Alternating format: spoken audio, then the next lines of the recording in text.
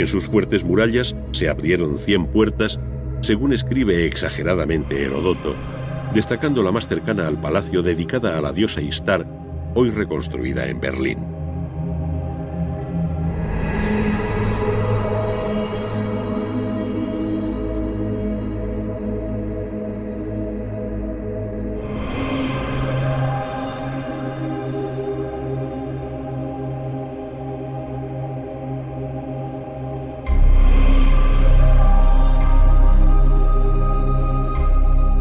Su decoración en cerámica vidriada y polícroma enfatizaba el arranque de la vía de las procesiones que terminaba en el templo del dios Marduk sobre un formidable zigurat.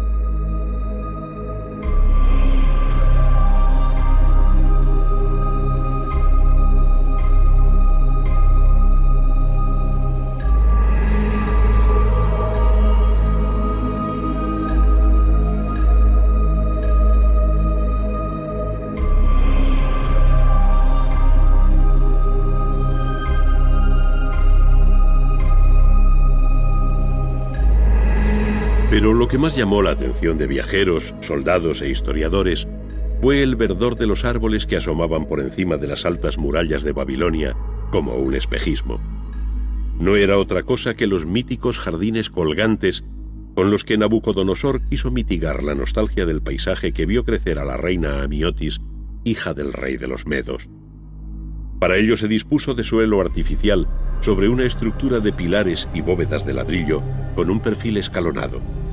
El agua se subía por un procedimiento de poleas, de tal forma que por caída se regaba el jardín de especies arbustivas y arbóreas cuya impermeabilización se aseguraba con betún. Surgió así una de las 7 maravillas del mundo antiguo, que sin embargo conocería una vida muy corta. En el año 539, Ciro de Persia entró en la ciudad y allí terminó su hegemonía.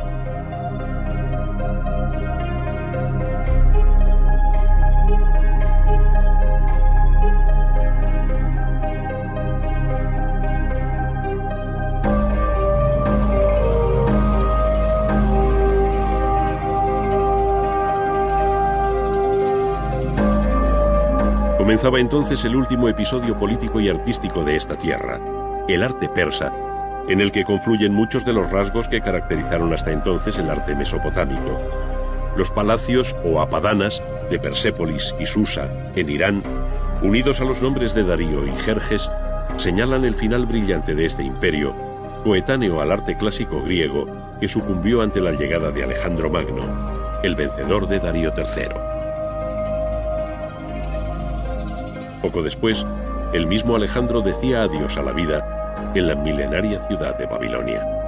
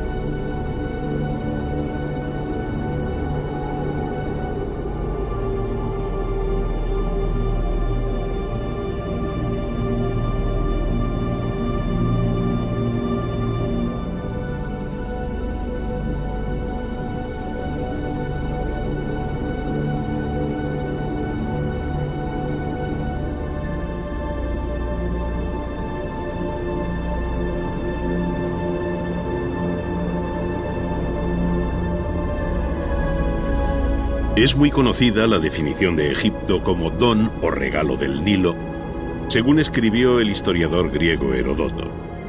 Y es que efectivamente el río Nilo viene a ser la líquida columna vertebral de una cultura cuyo arte e historia se identifican de modo muy especial con su marco geográfico.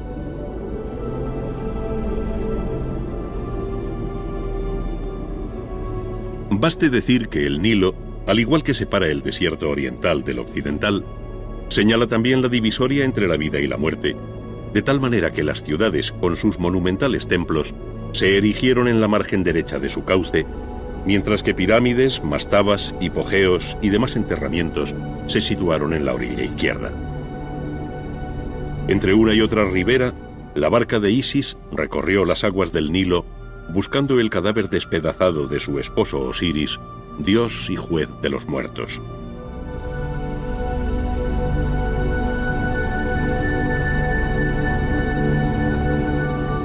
Pero el agua también es vida, y el Nilo, en sus periódicas crecidas, proporcionó el limo fertilizante que convirtió sus orillas en un feraz vergel.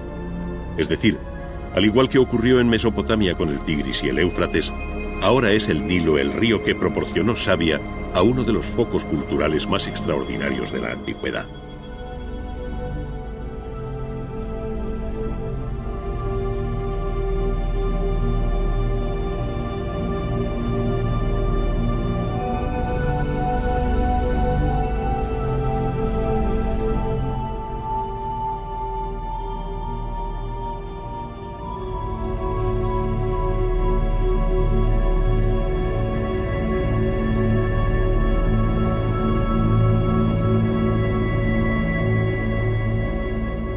A diferencia de Mesopotamia, el arte egipcio mantuvo siempre una unidad conceptual y estilística a lo largo del tiempo que parece sobrenatural, inmutable y siempre enigmática, que sobrecoge no solo por la perfección alcanzada en sus obras, sino por la vocación de eternidad con la que fueron concebidas. El hecho de la momificación sintetiza ejemplarmente el deseo de permanencia de una civilización que encadenó el tiempo limitado de los hombres al tiempo infinito de los dioses.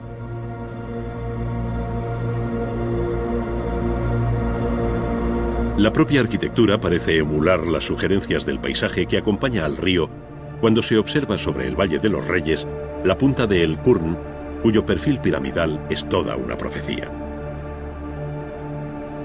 Por otra parte, imponentes acantilados como el de Deir el-Bahari dan abrigo al templo tumba de la reina Hatshepsut, mientras que aguas arriba, en Abu Simbel, la montaña se dejó vaciar para dar forma a los templos que Ramsés II erigió para sí y su esposa Nefertari, cuyas fachadas fueron labradas con colosales esculturas.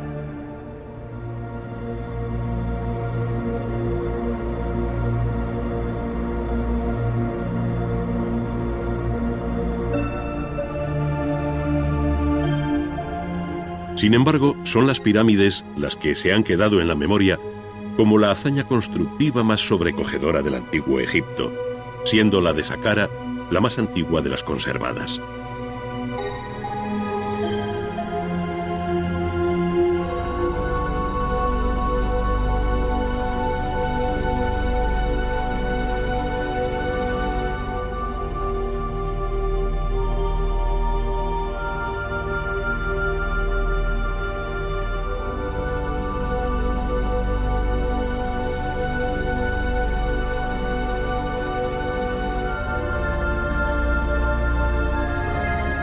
Pero las pirámides más conocidas son, sin duda, las de la Cuarta Dinastía, en Giza, cerca del Cairo. Allí, la relación compositiva de unas con otras, la presencia de la Gran Esfinge, el acompañamiento de pirámides menores, mastabas y templos funerarios, dan una idea cabal de lo que llegaron a ser las necrópolis egipcias a orillas del Nilo. En Giza, las tres pirámides mayores, construidas a mediados del tercer milenio antes de nuestra era, albergaron los enterramientos de Keops, Kefren y Mykerinos.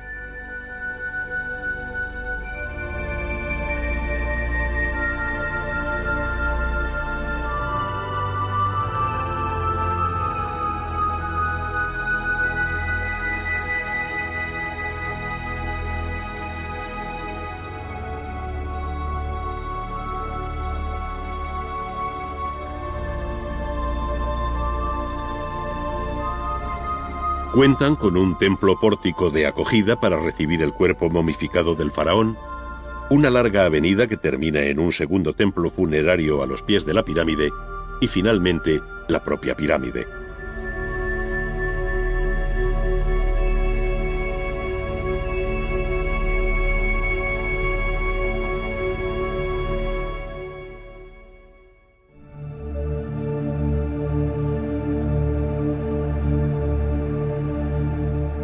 En su secreto, angosto y oscuro interior, los pasadizos, corredores y galerías ofrecen un sofisticado sistema de seguridad y engaño para desorientar a los salteadores de tumbas y asegurar así el reposo eterno del faraón en su cámara sepulcral.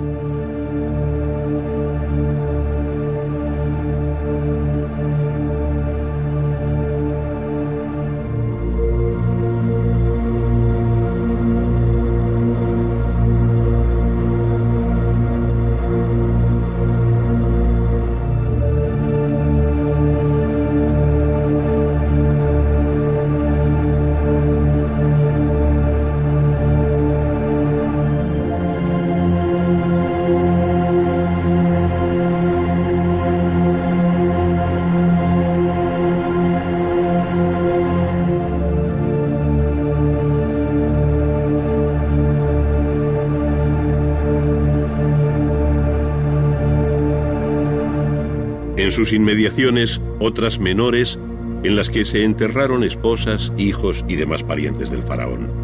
Todo siempre de acuerdo con un orden axial, jerárquico y riguroso, en una estudiada orientación astronómica.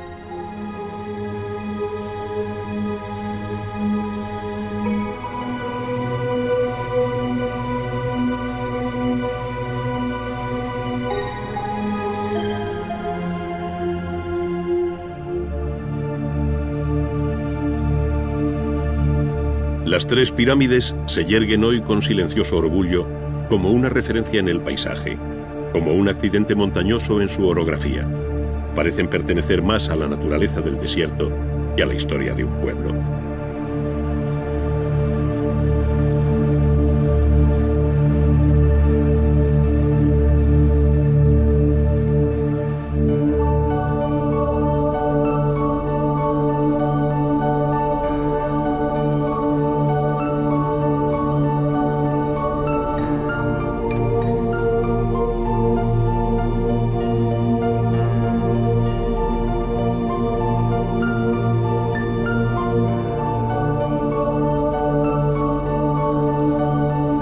Todas las cámaras funerarias de los enterramientos construidos o excavados en la roca conservan bajorrelieves y pinturas en los que se resume la vida del difunto, que a su vez arrastra toda una historia visual del mundo que le rodeó, como sucede en la de Tutankamón, donde además se encontró intacto el riquísimo ajuar funerario que le acompañaba en el más allá.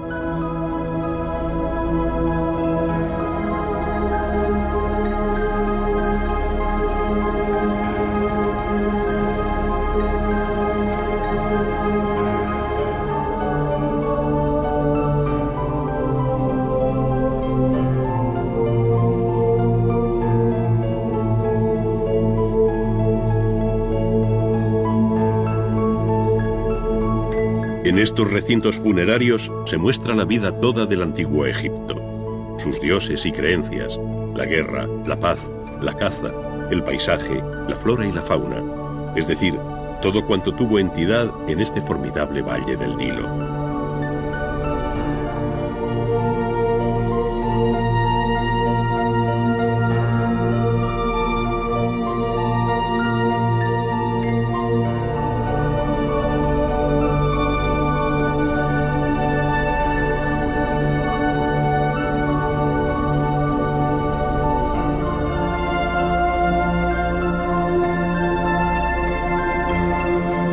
La realidad así descrita no solo se refleja con exactitud, sino con un evidente deseo de anhelo artístico sobre peculiares cánones de frontalidad, proporción y sentido del color.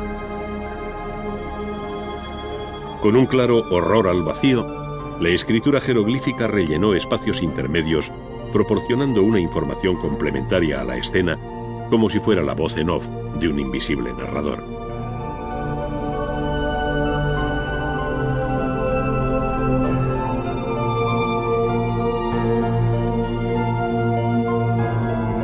Aquellos mismos cánones fueron también compartidos por el relieve y la escultura exenta, donde la conocida imagen del escriba sentado se repite con pocas variantes formales bajo la quinta dinastía. Es decir, sus ojos abiertos nos miran así desde hace unos 4.400 años.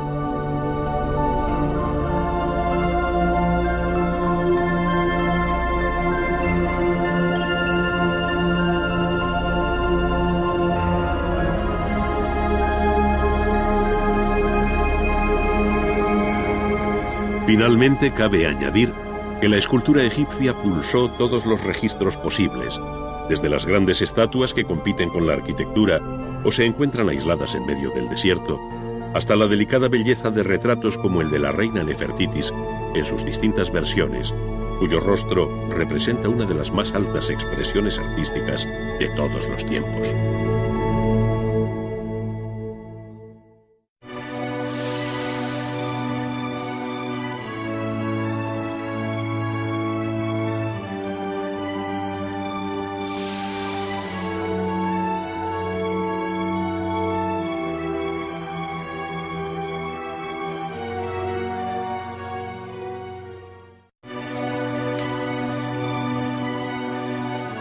La historia de la arquitectura ha utilizado desde sus orígenes la madera y el barro para sus construcciones, pero ha sido la piedra el material que ha dado mayor nobleza a sus fábricas. Es lo que se conoce como obra de cantería, término que procede del latín cantus o trozo de piedra. De él derivan igualmente las palabras cantera, lugar del que se extrae la piedra, y cantero, el hombre que la trabaja. En otro tiempo, el gremio de los canteros tuvo una importancia decisiva y de su seno saldría el futuro arquitecto. Entre las tareas iniciales con las que se enfrentan los canteros se encuentra la de separar de la roca viva los grandes bloques de piedra. Estos se trasladan luego al taller para su escuadrado o corte en bloques de menor tamaño para su más fácil manejo. El procedimiento utilizado en uno y otro caso es el mismo, ya que después de marcar el bloque que se quiere cortar por la que se llama línea de rotura, se introducen con cuidado unas cuñas metálicas en sus cajas. A continuación se golpean con una maza, con tiento y por igual, intercalando golpes en los laterales de la piedra para ayudarle a abrirse. Finalmente, el bloque de piedra cede obediente por la línea marcada de un modo sorprendentemente regular. Los talleres de cantería, ayer y hoy, animados por el continuo golpeteo de las herramientas durante las horas de trabajo, reúnen a los oficiales y aprendices bajo la dirección de un maestro. Cada cual está atento sobre el banco de trabajo a la piedra que tiene que labrar. En este caso veremos desbastar un sillar o paralelepípedo de piedra, que en realidad es lo que se llama el sólido capaz, pues de él se saca una pieza de cierta complejidad tras eliminar el material sobrante. Su forma final la desconocemos, pero el oficial la vislumbra desde los primeros pasos. En primer lugar, y siempre con un cincel de boca cortante que golpea con una maceta de sección circular o campana, se rebajan sistemáticamente los bordes del bloque, dejando vivas sus aristas.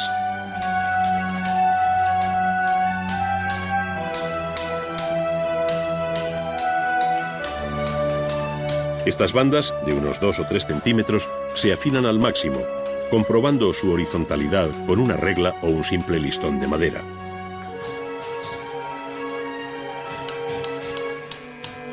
Esta sencilla operación permite al cantero hallar la línea del plano en cada una de las caras del bloque, pudiendo eliminar a partir de aquí con mayor seguridad el material sobrante. Para esto se ayuda de un escafilador o un cincel más potente por su boca y corte, dado que el trabajo es más vasto. Por último, cuando se alcanza el nivel de las aristas, el cantero comienza a rebajar este plano de un modo más cuidadoso, evitando los alabeos. Luego, con una bujarda de cabezas recambiables para hacer más o menos fino su acabado, allana la parte central hasta que queda totalmente plana su superficie. Por el mismo procedimiento se preparan las distintas caras de trabajo, pasando a obtener planos inclinados cuando la pieza lo requiere, como es el caso. Sobre esta cara se trazan ahora unas líneas paralelas para distribuir y sacar los perfiles de unas futuras molduras cóncavas y convexas, separadas por bandas rectas, de tal modo que el perfil último de la pieza será mixtilíneo, tal y como previamente se ha dibujado. Para ello, con un riguroso orden de trabajo, se obtienen primero los planos iniciales de cada una de las molduras, y sobre estos, con una gradina de boca dentada, se va dando forma a las molduras con pequeños golpes sin separar la herramienta de la piedra.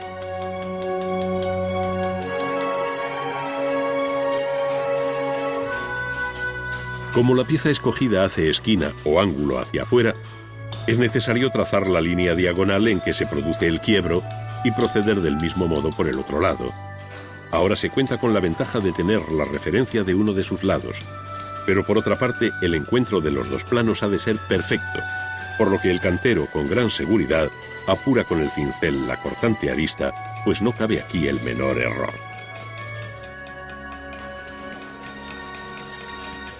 Estos elementos arquitectónicos ocupan lugares distintos en el edificio, por lo que el cantero debe resolver no solo los ángulos en esquina hacia afuera, sino también hacia adentro. Esto entraña otro tipo de dificultades que se resuelven por el mismo procedimiento y con análoga maestría.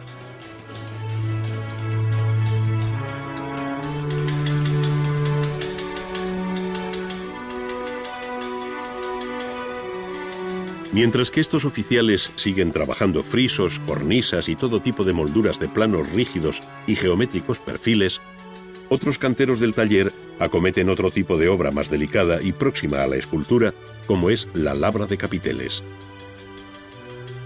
Hay aquí también, sí, una base geométrica en el planteamiento inicial, pero las formas vegetales y libres de un capitel corintio, por ejemplo, obligan a trabajar a sentimiento, aunque sin perder de vista la guía del dibujo sobre la piedra. La arquitectura clásica ofrece una variada serie de capiteles, como los toscanos, los dóricos romanos y los jónicos, que ofrecen menos dificultades que el orden romano por excelencia, el orden corintio. Su rico capitel, cuya forma parece inspirarse en la naturaleza, como afirma Vitholis y Susa en Irán, unidos a los nombres de Darío y Jerjes, señalan el final brillante de este imperio, coetáneo al arte clásico griego que sucumbió ante la llegada de Alejandro Magno, el vencedor de Darío III.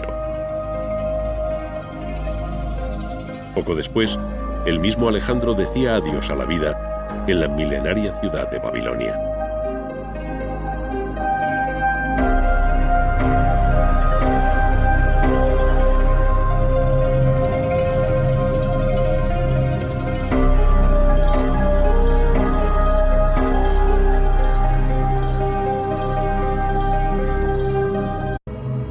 En sus fuertes murallas se abrieron 100 puertas, según escribe exageradamente Heródoto, destacando la más cercana al palacio dedicada a la diosa Istar, hoy reconstruida en Berlín.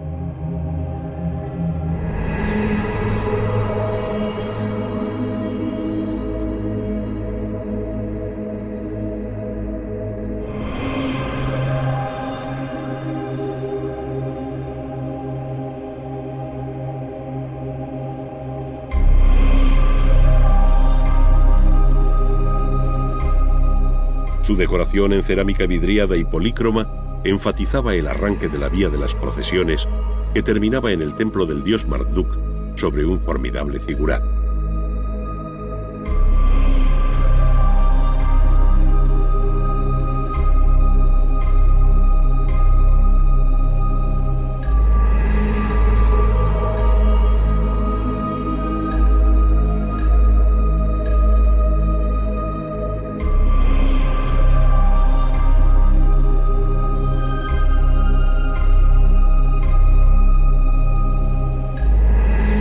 Pero lo que más llamó la atención de viajeros, soldados e historiadores fue el verdor de los árboles que asomaban por encima de las altas murallas de Babilonia como un espejismo. No era otra cosa que los míticos jardines colgantes con los que Nabucodonosor quiso mitigar la nostalgia del paisaje que vio crecer a la reina Amiotis, hija del rey de los Medos. Para ello se dispuso de suelo artificial sobre una estructura de pilares y bóvedas de ladrillo con un perfil escalonado.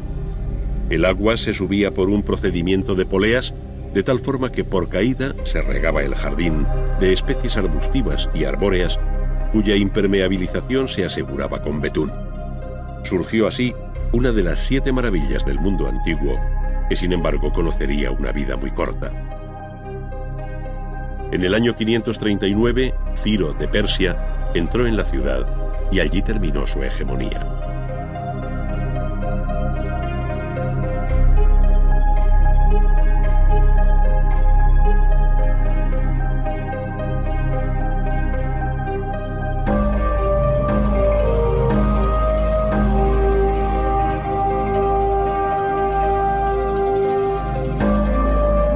Comenzaba entonces el último episodio político y artístico de esta tierra, el arte persa, en el que confluyen muchos de los rasgos que caracterizaron hasta entonces el arte mesopotámico.